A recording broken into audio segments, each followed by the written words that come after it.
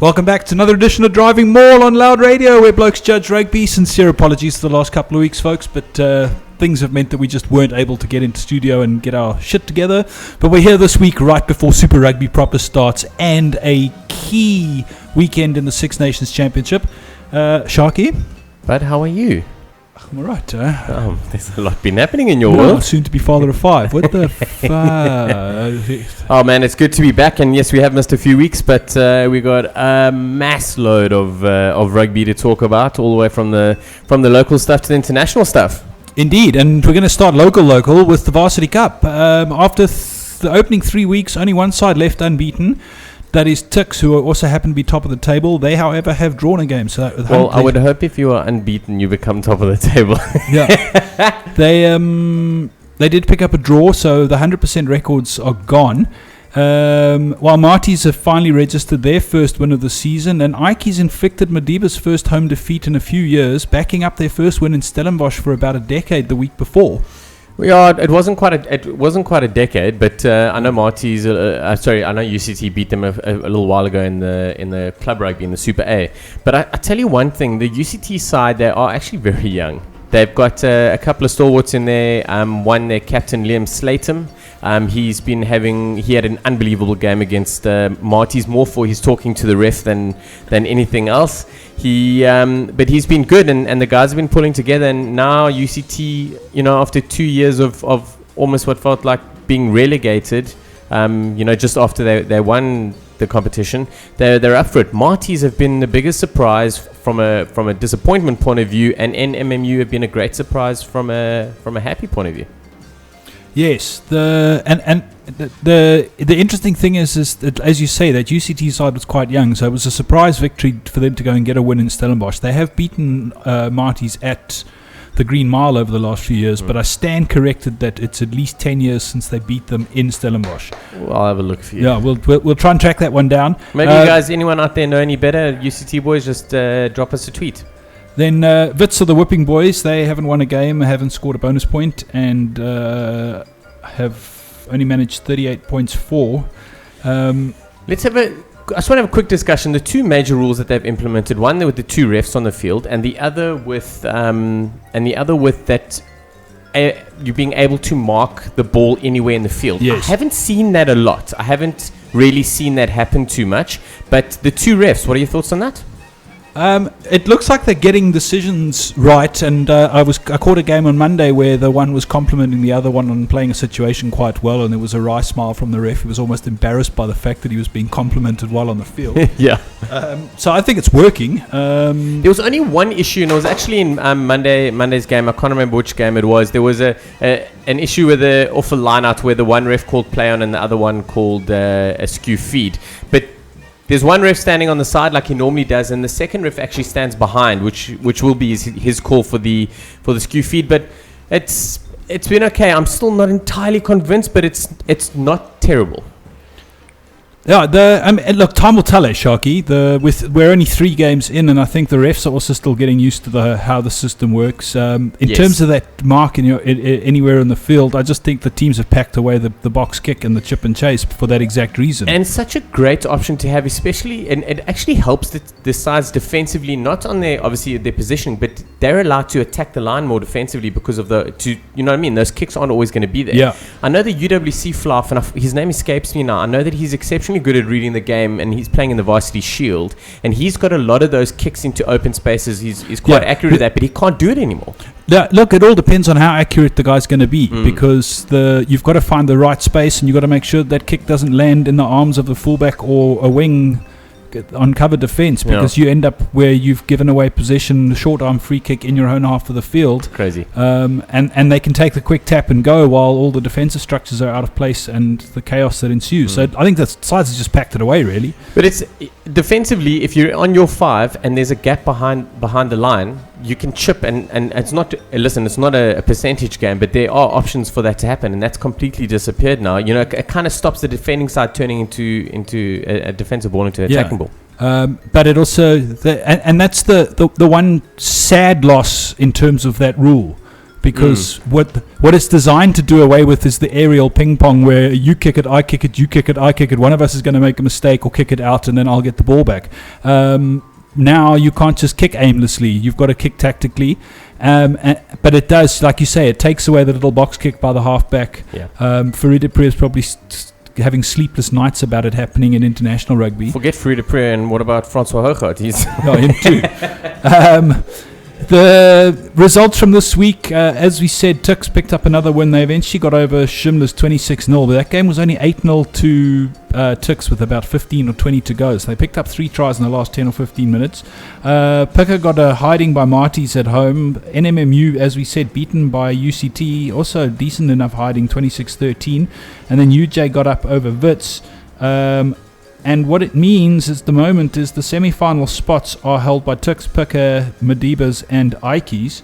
But UJ, Marties and Shimlas are right in the mix, with Wits quickly falling away. Games for next weekend, if you can get down to Green Mile, the early kickoff 4:45 is UCT versus the top of the table Tuks. It's going to be a big clash, and UCT coming off 2 wins, and their tails two big wins away from home, with their tails up and playing at the Green Mile again. The place is going to be absolutely jam-packed and against a Tikkie side. If the wind's blowing, they will. Games, but like you say, the Green Mile will be heaving, because for the first time in a good couple of seasons, Ikes look like they're back in the competition proper. And then Marties take on Wits at home. That should be a walk in the park for Marties. And NMMU, Mediba's taking on Pika in PE, and Shimla's take on UJ. Interesting that they play 2 away, 2 home. That Mediba's game is going to be a cracker, but also the Marties to play Wits. The Marties get a massive win, and all of a sudden, their season changes and they start believing in what Chris Rousseau and a couple of guys are doing. And it could be a little bit of a little game, so season changer for a few sides. So if you're in the area, get down to the Green Mile on Monday. That should be a decent enough game. Let's move on to the Aviva Premiership, because that's still carrying on, even though Six Nations is on this weekend. Some interesting results from the weekend past. On Sunday, Leicester only just got up over Gloucester, 11 points to 8. I watched the game. It was a penalty in the last few minutes. Gloucester were up there. They missed a few penalties, which they should have nailed. Scored a very good try. Charlie Sharple scored a great try. More work from the other guys. He took a great switch ball. But Tigers get out of jail free card, and you know what they say against a side second from bottom. Yeah, but Gloucester were up for the win, and they were looking really good. Third from bottom. It wasn't a fantastic game, but you know what they say: if you play badly and you win, you must be careful of that side, and the Tigers are one of them. Well, and then you talk about playing badly and winning. Harlequins only got up 18-14 over the Newcastle Falcons, who are second from bottom. Missed that game. Not sure exactly what happened there, but you expect Quins to beat them by a bunch more, but they haven't really been having great weather in England, have they? And then the London Irish are making a charge up the table. Yep. An away win against Wasps. They won 23-20. Drop kick with 7 minutes to go to win the game. And it's pushed them all the way to 4th from bottom and fully 10 points off the relegation battle. It's a great win for Irish, and considering they don't get hurt too much by the Six Nations, they're away at Northampton or Leicester this week. No, they got Leicester at home. They got Leicester at home. And who will get punished by the Six Nations call up. So it's a great opportunity for Irish to grab another one. The Northampton Saints, they continue holding onto their spot at the top of the table with the 30 points to 14 win over the Worcester Warriors. I mean, Worcester are pretty much continue. They're yo-yoing a little bit with Saris. Yeah, but they're up there. Yeah. It's Saris and Saints for the battling it out for the top spot. Yeah. They're fully 10 points clear of third spot Bath, who also just manages to sneak a 27-23 win over the Exeter Chiefs. And then Saris managed to get up over the Sale Sharks on Sunday, 15 points to 10. Sorry, Friday. Sale looking pretty decent. They quite solid. They've had a great last few games, and the guys seem to be gelling quite a bit. The only problem with Sale, and I picked it up, is they're losing quite a large core of their side come the end of the year. And one of their biggest loss would be James Gaskell. Gaskell's been, I think it's James Gaskell, but he's been massive for them. He's definitely this guy that I would expect Sale to hold on to, and they've lost him, and he's been a machine. But we'll see how they recover next year. What it means, as we said, is that if cans came off, I was like, why has the sound gone funny? Saints are top, Sarries are second, Bath and Harlequins make up the semi-final spots. Leicester are right in the mix though, and Sale Sharks are in with a shout. With, what are we talking? I don't even know how many games are left to go. On to this weekend's fixtures. It's only games on Saturday and Sunday this weekend. Bath versus Wasps, Gloucester versus Harlequins, Worcester versus Sale, London Irish versus Leicester, Newcastle versus Northampton, and Sarries versus Exeter. So no real top of the table clashes there. We could actually end up with a big divide between the top half and the bottom half by the end of this weekend. For sure, I think Bath. You'd expect Bath to get over Wasps, even though they're there and thereabouts. But Gloucester Harlequins is going to be a massive game. Gloucester going to take a lot out of their sort of narrow they really loss. Have dropped off as well, because Gloucester were up there competing. They've had a terrible season. Warriors and Sale Sharks is going to be interesting. Sale obviously want to bounce back off the Sarries loss, but sort of maintain where they've been going. Irish Leicester is going to be the game of the weekend for me. I really do think that Irish have got their tails up a little bit. Newcastle Falcons versus Saints. Saints should dominate there, but Falcons have put a couple of interesting results in. And then Sunday, the last game, Saracens Exeter. Donny Armand and the boys for Exeter will be looking to roll the Saffisons. Yeah, top 14, and this just continues to be it baffles. Yeah, because on Friday, Grenoble got up over Clermont of Auvergne, Clermont haven't lost a game at home in like 75 games in all competitions, but they lose every week in, week out away from home, and they're still top of the table. Yeah. Because everyone else loses away from home too. Massive game for Grenoble, massive win. I'm just actually trying to remember. There was a South African quite heavily involved in the game. I'll let you know in a sec. But Clermont top of the table with 19 games played, have lost 7. Away from home. Away from home. It's only away from home.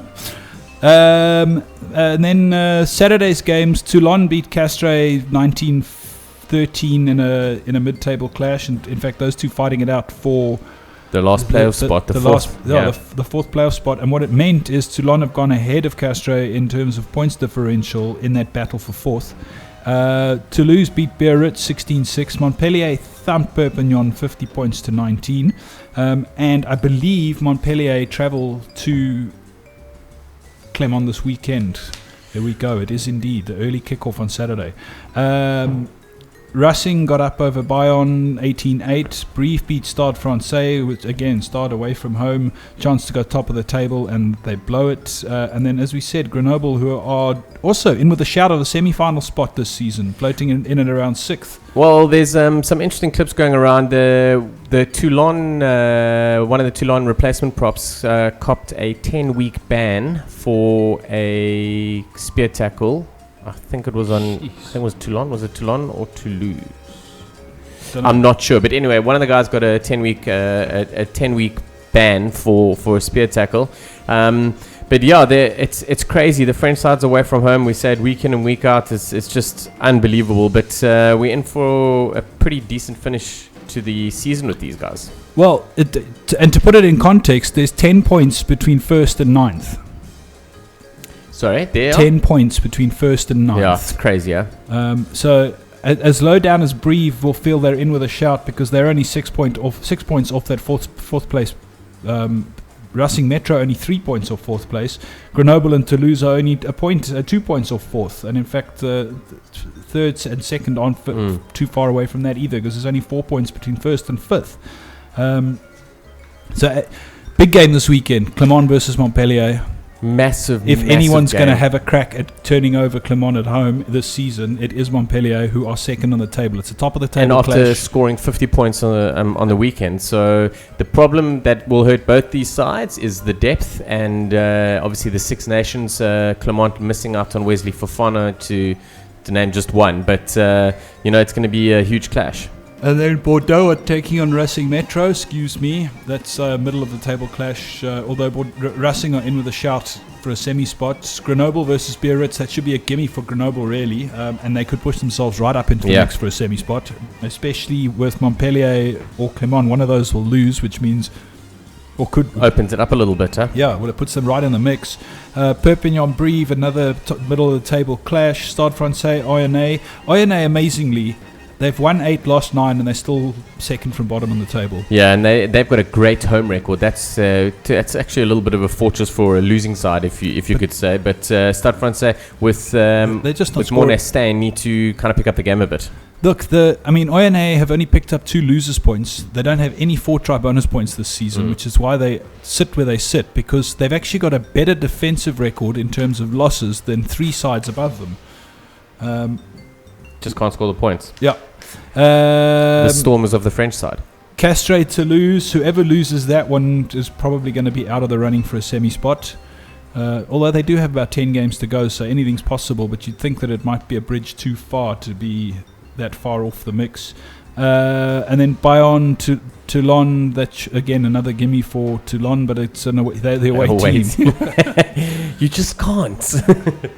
Yeah, you get more see. Folks, you're listening to the Driving Maul on Loud Radio. We are going to be back after a little bit of death. No, it's the Doors.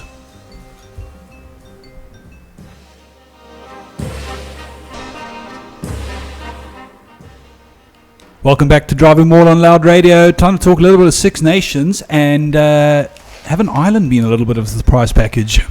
They have, and I tell you, this weekend is vitally important because it's hotting up nicely, and as you said, the Irish have put their mark down. The Welsh are defensively, they've only conceded 9 points in 2 games. The Irish, crazy. It's phenomenal. With an F. Phenomenal.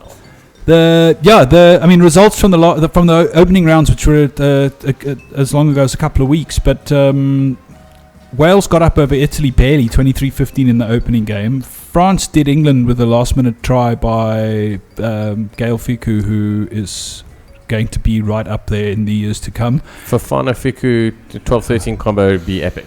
Scotland took a pasting by Ireland, 28-6, and then the following week took a 20-0 at home by England. France 30-10 over Italy. You'd kind of expect that result. This one should be sending tremors around world rugby in terms of what's going on in Europe. Ireland 26, Wales 3. Massive performance by the Irish. Brian O'Driscoll's and Paul O'Connell have kind of put their hand up, and especially O'Driscoll just said to Gatland, well, now you can see something. Yeah, but I think the fact that this is O'Driscoll's last season is probably being used as motivation in those sheds as well. And obviously you can't write off the fact that they got new coaching staff and stuff like that. Their coach said that they would cause a few upsets before the tournament started, and they got one big upset, because let's keep in mind Wales are back-to-back Six Nations champions. The Welsh they're still there. They need to just grab a couple of wins and they'll go down to last. But we're really heading off to the last game of the season, which is 2 days before St. Patrick's Day, and the Irish are in Paris to take on the French. And that could be a Grand Slam title-winning game for either one of them. Yeah, look, and the simple fact is Italy and Scotland are thrashing it out for the wooden spoon. Ireland, France are unbeaten 2 from 2. England and Wales have won a game each. And this weekend is quite crucial. I know what you're saying about the final round, but this one's massive. I think this is a bigger weekend. I think this is more important than the last weekend right now. I think this sets guys up. Because one of 2 things is going to happen. Wales and England are either going to be in the running or out of the running come Monday. True story. And hypothetically, okay, so basically the fixtures are as follows. On Friday night, you got Wales versus France in Cardiff. On Saturday, you got Italy, Scotland in Rome. And then you got England, Ireland at Twickenham. So, let's say the Welsh win and the English win. and all of a sudden, It's game everyone's on. on the same points, and then all of a sudden, the English are the best team in the world, and and blah Conversely, blah, blah. France win and Ireland win, and Wales and England are pretty much out of the equation. Gone, and then we heading down to what we discussed for St. Patrick's Day. Yeah, How much Guinness can you sell in France? Yeah, which is the one we'd all like to see, to be honest. Beautiful. So, team news for this weekend for Wales versus France. Mike Phillips has been demoted to the bench, 91 test caps in all, and they've decided to give young Rhys Webb his first start in a Wales jersey against the French at Cardiff Arms Park. Interesting move that Phillips has been dropped to the bench, because there's obviously a lot of talk about his drinking, and there's a lot of talk about his attitude and stuff like that. There's no doubting that he's classy at 9. I really rate him, but his personality might be causing him to get dropped. And Gatlin came out and said, listen, he made a few glaring mistakes against Ireland, and that's why we're dropping him. But there's a lot of talk of him they should have dropped him straight out the squad. So I wouldn't, but sometimes you've got to get rid of a bad apple. True.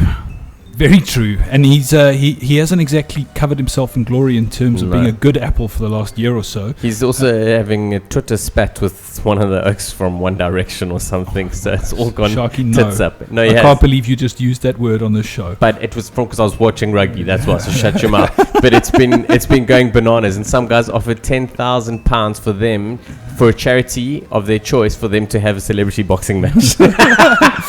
Other news for Wales is Scott Williams is out injured. George North moves into the centres, with Liam Williams replacing North out wide. I think Liam Williams was the youngster that got smashed to pieces by Bismarck in the autumn. Tell you, George North at centre, and how much I love a centre with a wing with good hands to move to centre, the same as JP Peterson and stuff like that. But George North, machine, and the only problem is he doesn't always pass when he should, but he's always going to draw two men, and if you can get your wing in a good position outside of him, you got points. And the only other change for Wales is Luke Charteris is recalled after recovering from injury and replaces Andrew Coombs at lock. For the French, they've only made one change to their starting lineup. Bernard Leroux picked up a concussion in the win over Italy 2 weeks ago and is out for a while, and it means Racing Metro flanker Wenceslas Lorette returns to the French lineup for the game against Wales on Friday night. No other changes there. Italy, Scotland, no news on the Italian side once again, but Scotland have recalled Richie Gray for the potential wooden spoon decider against Italy in Rome. Gray only came on as a sub in the first game and then was dropped completely in the loss for the loss to England. I'm very surprised. I mean, he's not.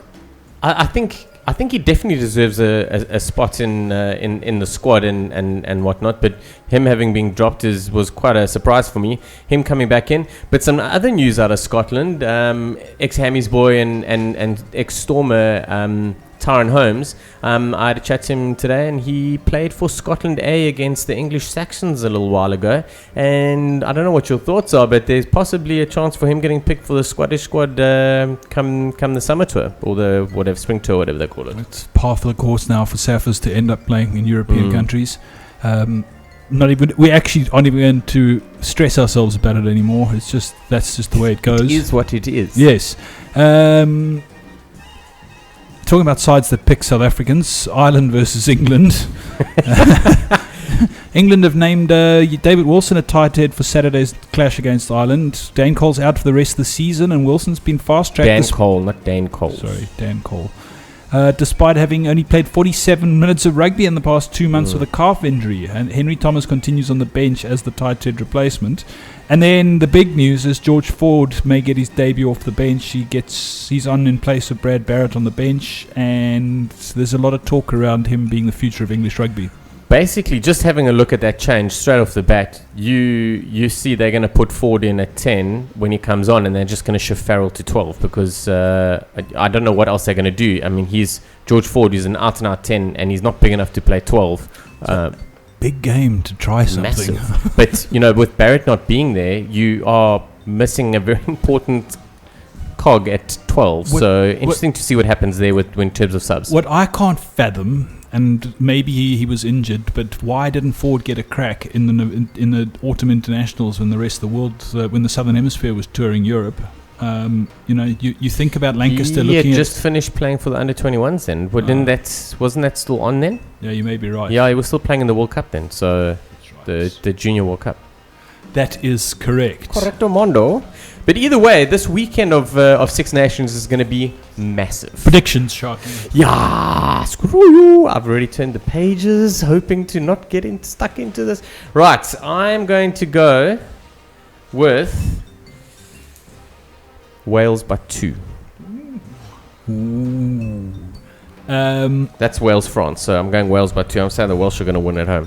Look, the simple fact is that the French have won every single Six Nations / Five Nations in the last 20, I think, season after a Lions tour, and I think they may just have too much in the tank and will get up in Cardiff. But it's gonna be squeaky bum time. I'm gonna go with a 1-point French win. Jesus. Italy, Scotland. Jesus, bad. Talk about flipping a coin there. Scotland by 5. In Italy versus Italy. At Olympiacos stand. At the Castro Olympiacos Giovanni Stadium. potentially playing his 100th Test match. Castro's played already, bud. Is he? Yeah, last try. 105 possibly. I think we're on there. What did I say about 5? Yes. Italy to win it by 7. England versus Ireland. Ireland by 12. Yeah, I think the Irish are going to pump them properly, and the John Plumtree rolling Maul to the 4. How good is the forwards been doing there since Plummer's gone there as forwards coach? I was very impressed with that. Ireland by 17. Jeez, but that is huge. It's only one more try than your 12. Yeah. It's true, but still 17. That's massive. That's a hiding. That's a loss versus a hiding.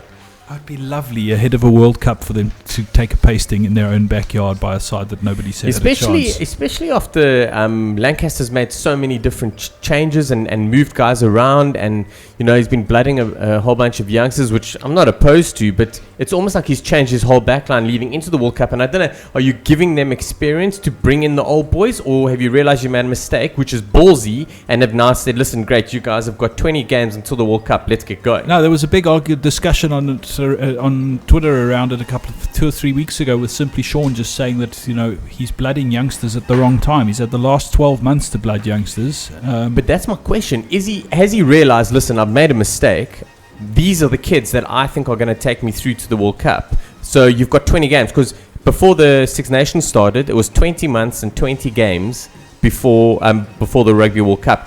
Which, you put in a youngster now and everyone's like, oh my God, Jack Noel, he hasn't done anything. But he steps into the World Cup in next year with 20 caps on his name, and you look at him and you're like, okay, this kid's got his shit done, No, look, as I said in the discussion with Simply Sean and Gary Baverstock, is let's just judge Lancaster on his selection criteria around the World Cup, because nobody knows what's going on. Yeah, exactly. Folks, we're going to take another music break, and when we come back, it's time to talk Super Rugby. Oh, yes. Yeah.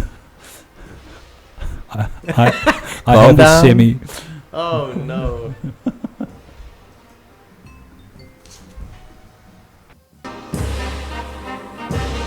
Oh, yeah. Welcome back to Driving Maul on Loud Radio. It's time to talk Super Rugby.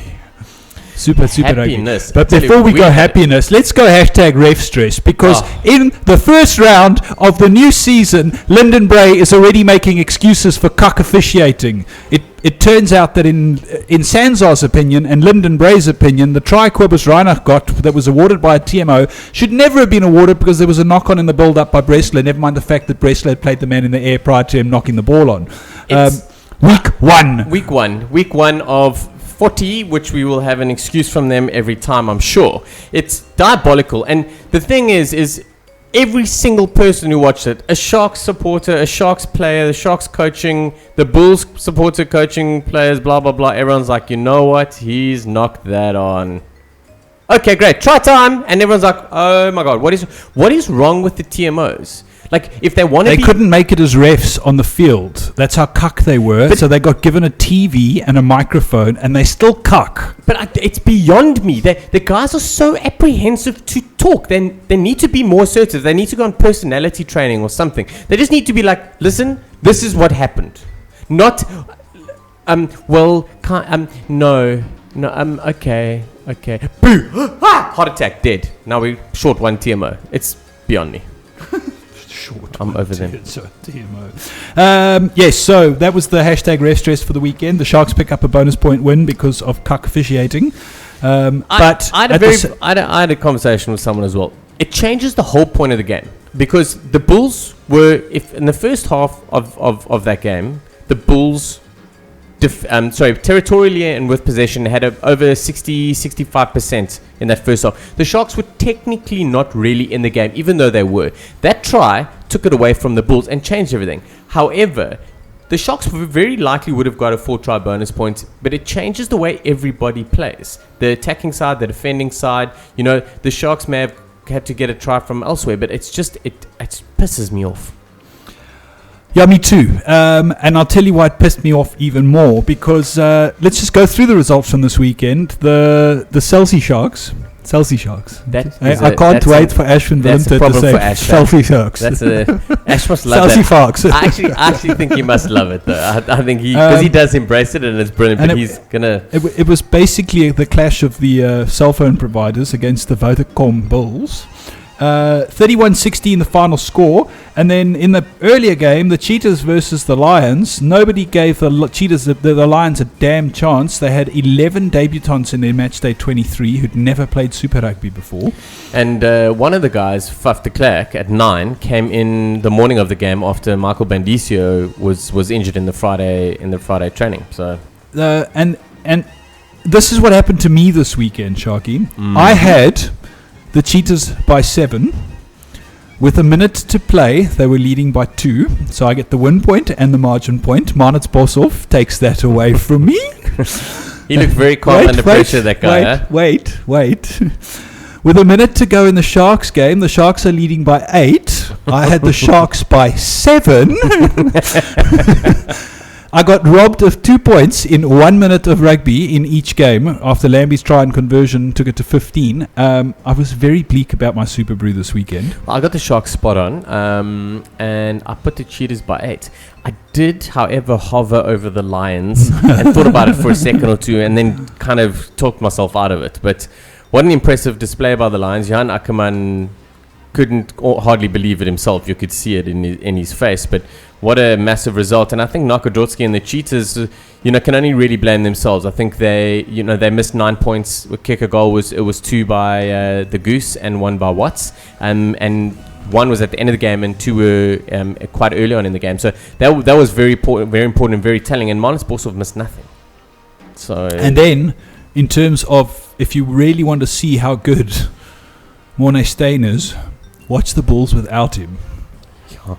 This is true, but then again, he didn't exactly do anybody any favors for Stud this weekend because Stud went down quite badly. So yeah, I understand that, but he's not playing the tactical kicking game that he would have been employed to do at the Bulls. Fouché, was it Fouché 10 for the Bulls? Really, he plays well at Currie Cup level, but that step up into Super Rugby as the leading fly half was quite evident that he couldn't cope with it. He's definitely an off the bench kind of a guy. He needs to settle in a little bit more. And then, did you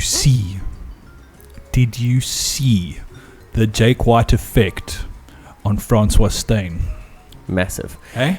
It's the same player, and all of a sudden he looks like, where did he come from? He and a few guys were still having a go. I actually was through the last couple of days on Twitter still having a go at Francois Steyn. I can't believe it. He's not at 12. He's not at this. He's not at that. Excuse me. He put in some massive hits. He distributed well, and he put a great little cross kick. Just a little nudge through to Onugani. And in case you missed it, he won a World Cup playing at 12. Yeah, but under Jake White. I tell you also something that's Heineke Mayo was rubbing himself on the couch watching that stuff. I'm prepared to bet. No, because he needs a 12.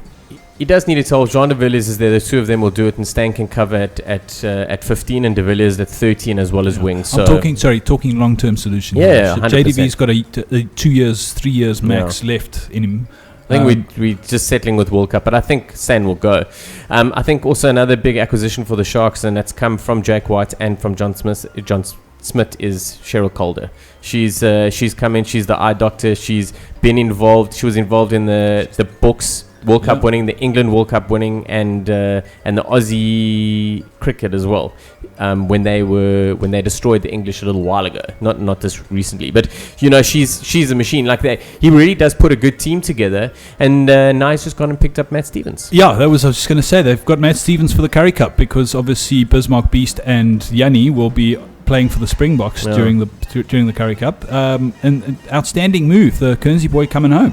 Well, I'm also very happy with it. Jake White's always brought in older guys, guys with more experience at the end of their career, just to settle things down and put a level head in the mix. The guy's got so much experience. Lions, England. He's won the Viva Prem with Saracens, and he's played quite a bit of Heineken Cup. I think it's a great move. I think the front row needs a break. Let's be honest. Yeah. But there are youngsters in the side that maybe Jake just doesn't see. They're going to learn from this, and then next year they're going to come in hotter and stronger. Look, he's only on a 2-year deal, so he gets a nice holiday in Durban by the sea in the rain in September. Right, let's talk about Super Rugby proper, because it was just a little warm up for the northern the 4 South African teams other than the Stormers this weekend. We still haven't quite figured out why it's happened this way around, but it has. Opening game. We've got an extra week break for internationals or something like that. Anyway, somehow it's ended up that way. Opening round of Super Rugby proper, and they couldn't have set it up better for Friday morning as a South African. Crusade, the small matter of the most successful team in Super Rugby history versus the currently most successful team in Super Rugby history. Crusaders versus the Chiefs, basically All Blacks versus All Blacks, and the small matter of a year before a World Cup. One, Mills Muliaina back in Super Rugby with 100 Test caps under his belt for the Chiefs. Other news, I think it's a great move for him to come back. In terms of getting an international call up, I don't see that right now, but I want to see how he's doing. Also, a couple of other guys I want to pick out out of the Chiefs side. One would be Robbie Fruin. He's playing starting at 13 against the Crusaders. And his first game. Yeah, and I'm looking forward to see what he's got, because I really think that he could have got in a shot with the All Blacks, and he hasn't. So let's see what happens. Sure, there's some commentary nightmares in this team, though. Richie, for you, possibly. Because they've got Aseli Takaratuma, who we've become used to, but there's now a flanker named Tavita Kolomatangai, which could be fun. Brody Retallick, Michael Fitzgerald's in there, Ben Tummy are full now, Reece Marshall, Jamie McIntosh up from the Highlanders after not getting... Well, he actually ended up playing for them last season after being cut, but they had injury issues. Great acquisition for the Chiefs. Personally, I think he's quality. So, just what they need to bolster up their pack. For the Crusaders, Izzy Dag obviously is the big name there. Johnny McNichol, he looked the goods in the games we saw of him last season. We commentated on a couple and very impressed. So we'll see where he goes. Tyler Blindell starts at 10. Because Dan Carter is on a sabbatical. Yeah, but more importantly, we always knew Dan Carter was going to be in the mix. But Tyler Blindell's keeping Tom Taylor out of the 10 position, and Tom Taylor is quality and played for the All Blacks at 10. He did. In my opinion, Tyler Blindell is the next All Black long-term solution at 10. They picked him as that when he came in, and he had a couple of games, and then he had a really bad season, and now he's coming back in the mix. The Crusaders have stuck with him, and they were just fortunate enough to have Taylor as well. So that'll be a great fight. I think where that'll be interesting is when Dan Carter comes back, because I think Taylor will probably take Blindell's position on the bench as covering for 10 and 12. The next game on Friday is the Cheetahs versus the Bulls, 7:10 on Friday night, and the Bulls they'd only made one change with Grant Hutton coming in for Paul Willemse, but they've had to make a second one. Pierre Spiss has been withdrawn, although he won't be missed. Somebody actually tweeted those new camo jerseys worked a treat. I couldn't see Spiss the whole game. Yeah. So the Bulls, that's the only change after their pasting in Durban, and they've now got to go to Bloemfontein. So 2 away games back to back. And when you look at this, Spiss replaced by King's hard boy and absolute machine, Jacques Engelbrecht. Yeah, So and the other machine, Jacques Duplessis, is going to be playing alongside him. Those Huge. two together, and Jono Ross at 6. they after still don't have a fetcher. No, And Nick Mallet, sorry to interrupt you, Nick Mallet highlighted that last week. They said Marcel Coetzee deserved man of the match because he got there. He was under the guys all the time getting the ball. And the Bulls don't have that guy there. No, because they're relying too much on the box kick and the rolling maul. And Jake White knew it was coming and just basically vaporized the threat throughout the game. For the Cheetahs, I can't Unchanged. tell. Yeah, pretty much unchanged, which will be Unchanged 23. Yeah, and that's pretty much on par with the way Naka said he stalled out last year. He pretty much copied and pasted his starting lineup and match day 23 week in and week out. I think he changed. At one stage, he went 4 games on the trot without changing anything. I think maybe I see Henny Danila's in at 23. I don't recall him being in there last week. But it's certainly an unchanged starting 15. Let's have a run through the back line. I mean, we've got Sean Fenter, Johan Goosen. The centres are Francois Fenter, Johan Sadi, and your back three are... Sean Fenter was the King's 9, wasn't he? That's right. Your back three are Raymond Roulet, Cornel Hendricks, who's come from 7, scored try on his debut, and Villy Leroux at 15, who has got this role where he took the ball at 10 at first receiver probably 8 times in the first half. So it's quite interesting, which moves the Goose to 12. But Meyer played him like that as well for the Boks in those early games against Samoa and Scotland and Italy and all of that stuff. First game on Saturday morning, Highlanders Blues, the battle for the wooden spoon in the New Zealand Conference. And big change within the Highlanders setup. I mean, they basically cleaned house and brought in a few. Patrick Osborne's come in from the Chiefs. And then there's names that we've never seen before. Richard Buckman, Malachi Fekitoa, Sean Treby's back in the side there. Lima Sapaga and Aaron Smith are the 9 and 10. And then their pack is Nasi Manu, we know, but Shane Christie, Gareth Evans, never heard of them. Brad Thorne still drifting around. It makes me feel useless. And then for the Blues, Pierre Tau at 15, Frank Alai, Jackson Willison, Francis Saili, George Moala. I mean, that's a pretty decent backline. No place... Oh, no, because he's gone back to the Canes, hasn't he? No, he didn't. Where is he? I don't know who you're talking about, bro. Okay, neither do you. Ma'anonu. I think he might be injured. Must be, because he's not anywhere in the 23, or they just... And then Benji Marshall doesn't get the starting run. He's going to be off the bench, the big name signing from Rugby League. And quite a lot of talk as to whether he's going to fill in 10 or another role. But I think he was a one-time league player of the year, worldwide league player of the year. I think the general consensus he'll probably come and fill in at 15. But I think if you're looking at the Highlanders and you look at Aaron Smith and Lima Sapuaga had a very average start to the year last year, but actually finished it off exceptionally well. So I'm glad to see he got a start and got back in the mix. And then Ben Smith at 15. So it's going to be interesting. And their bench is also, they've got Hayden Parker, TJ Wani, Josh Beckius.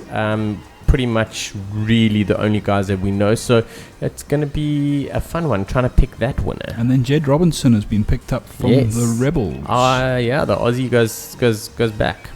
He actually was a Kiwi, I think, to start. He's got a tramp stamp, so anything's possible. And then the other big game for Saturday, and there's nothing like starting off the competition with the Crusaders versus the Chiefs and the Brumbies versus the Reds to whet your appetite. Brumbies game of the weekend. You reckon? I reckon it's Crusaders Chiefs, but Brumbies Reds. Nah, this will be game of the day. How's that? Yeah, maybe. What other games are there? No man, Lions Stormers has to be up there. Can you imagine? Not a hell of a lot of changes within the setup in terms of how they line up for the Brumbies. I mean, it's Margaret at 15, it's Spate on the wings, it's Pat McCabe, Joe Tamani, Matt Tamua at 10. I believe that what's his name is out injured. Oh, him. Played at 12, Lele Afano. Yeah, he has unfortunately been struggling, and it would have been great to see him in. But Conrad Hoffman on the bench. Yep, ex-Hammy's boy and Ruan Henry Smith. there are 3 South African-born players on there, but Ruan Smith falls out as an Aussie. He's not a South African, but you've got Lionel Cronje and Conrad Hoffman on the bench for the Brumbies. And then it's the return of the Pocock. It is. I was actually quite excited to see him on there. He's been there and thereabouts. Always said he was going to come back we'll be ready for the Super Rugby, so I hope he's in good nick.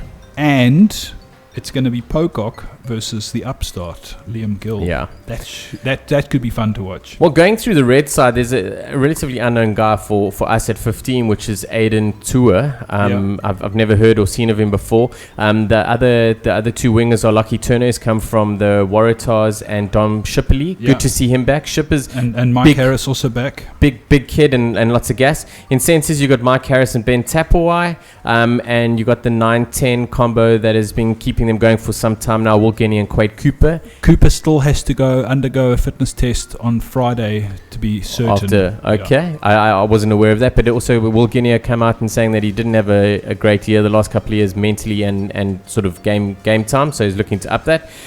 Your front row, James Slipper, Sian Fainga and Greg Holmes. Lock pairing, Rob Simmons, James Horwell, and your back 3 are Ed Quirk, Liam Gill and Jake Schatz. More importantly, the sides are looking great, but if you look at the actual head-to-head battles where you've got at fly half Tamua versus Cooper, I mean, that's besides Lea Lifano, that's your Aussie fly half battle.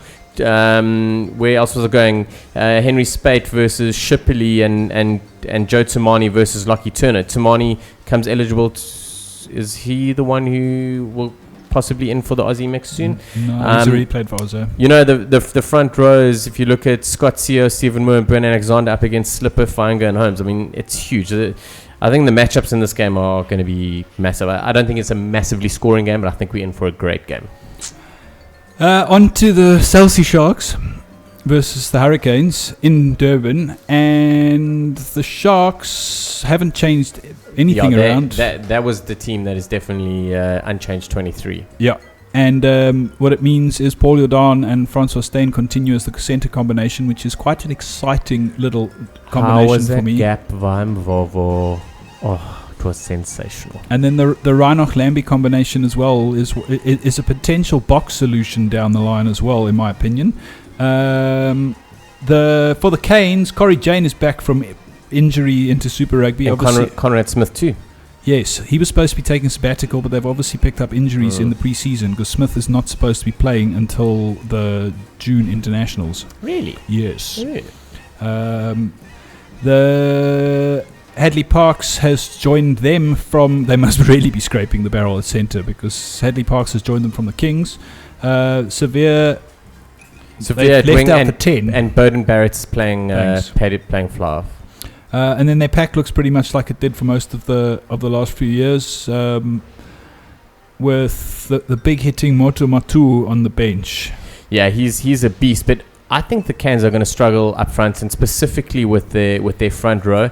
Ben Franks is always there and thereabouts, and he's solid. But Tamuga Allen is taking on a pack with 7 Springboks in it. But I think Dane Coles, and I've expressed my concern about him for some time. I just don't think he's going to be able to hold up to the grunt that the Sharks have.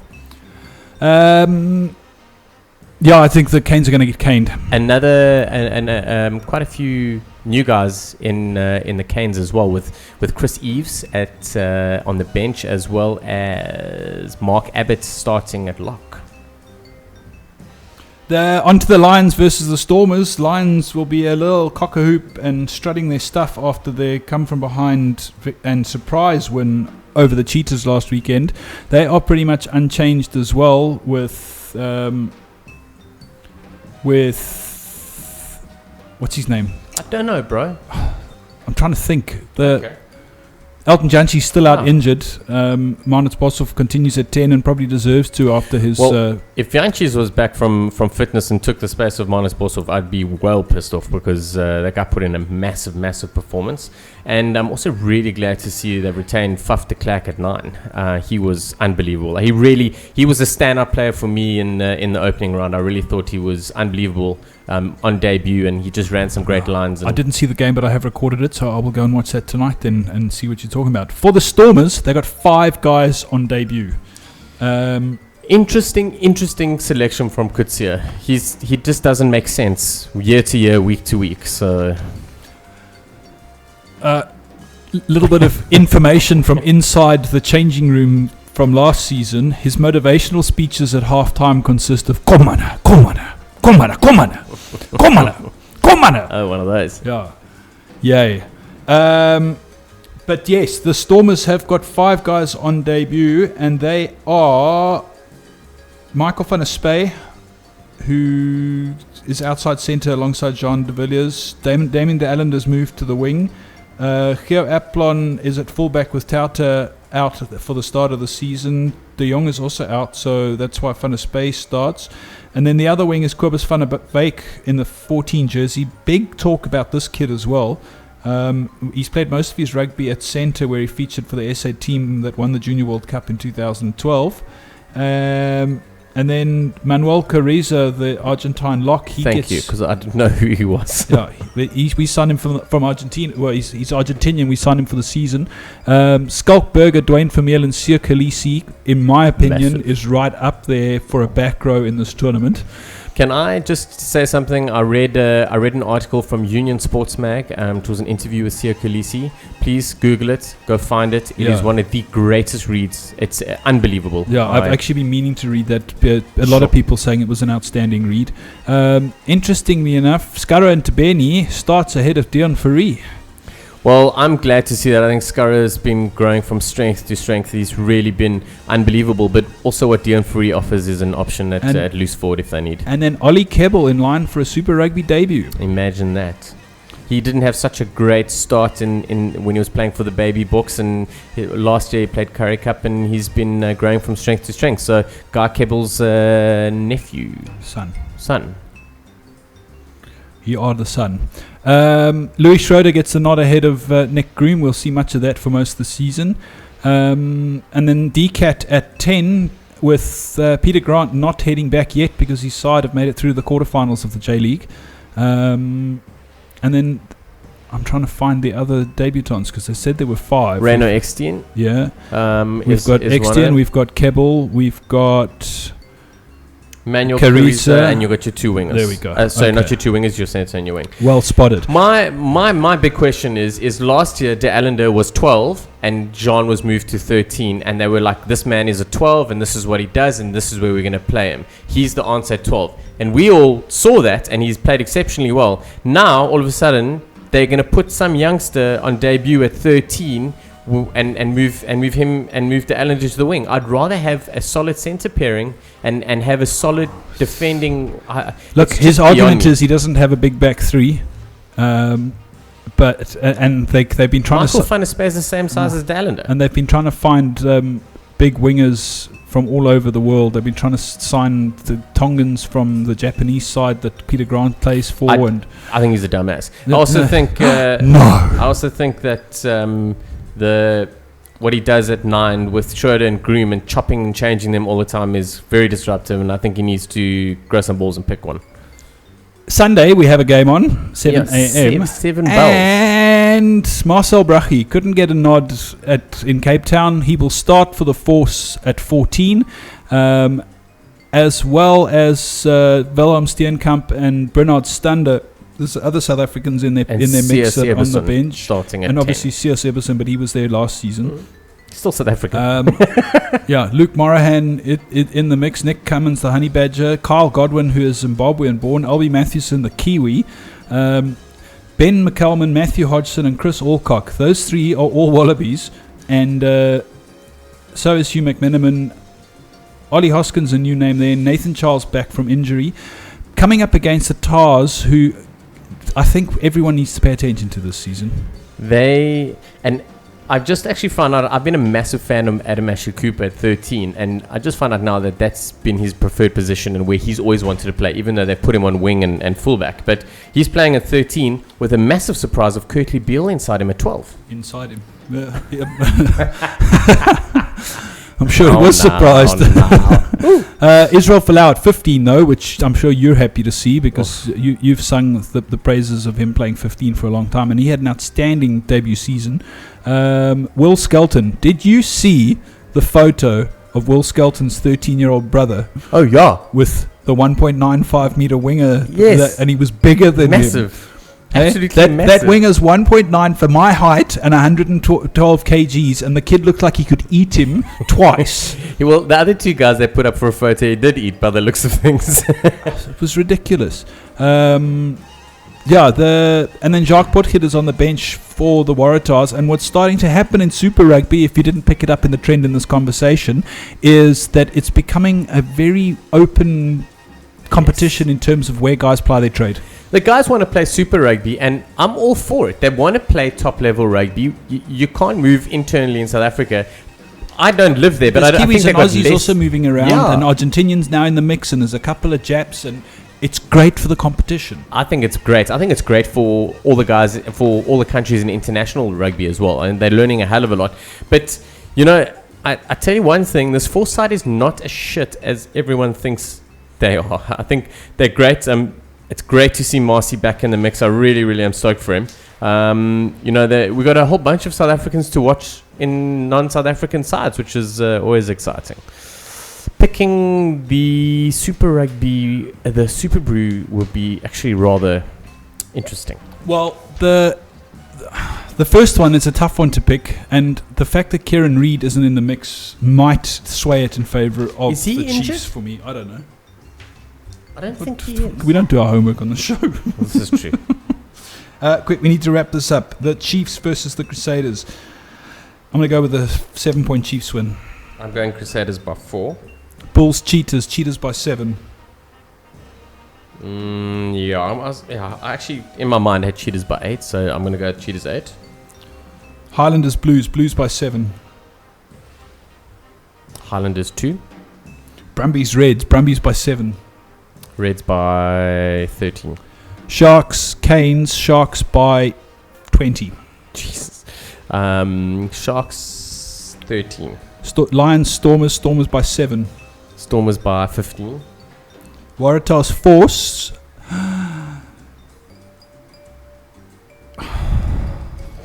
It's difficult, eh? It's difficult in your mind when you know the Tars are going to win, but you've got a couple of mates playing for the for the other side.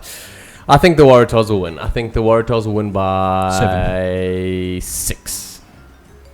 And there you have it, folks. This has been Driving Maul on Loud Radio. Catch us next week where we get to talk about the first week of Super Rugby and about Lyndon Bray's responses to incorrect decisions by referees. Sharky, it's been awesome. Enjoy the rest of the weekend. Oh, but thank you very much. It was great, and I hope you guys all have a great weekend of rugby with Super Rugby, Viva Prem, Yassi, Top 14 and Six Nations. So enjoy it. And remember, you can catch a podcast of the show on the Loud Radio YouTube channel, loudradio_TV, I believe is what it's called. Track it down. You'll be listening to Driving Maul. We'll chat to you later.